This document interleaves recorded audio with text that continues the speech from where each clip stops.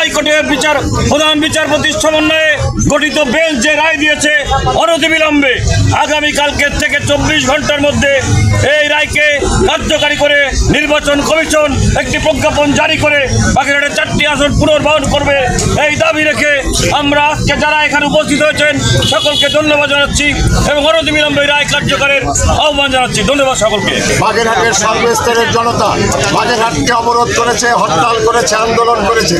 মানুষের দুর্ভোগ হবে চিন্তা করে আমরা হরতাল থেকে সরে এসেছি, কিন্তু আমাদের আন্দোলন থেমে থাকেনি। আমরা সিদ্ধান্ত নিয়েছি আমরা আইনি লড়াই করব।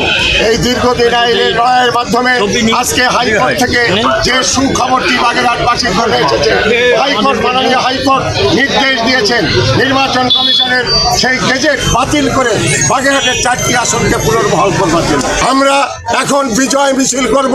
বাগেরহাটের সর্বস্তর জনতা আপনাদেরকে সবাইকে ধন্যবাদ জানাচ্ছি। আশা করি আপনারাও বাগেরহাটের সন্তান, আপনারা আমাদের সঙ্গে থাকবেন।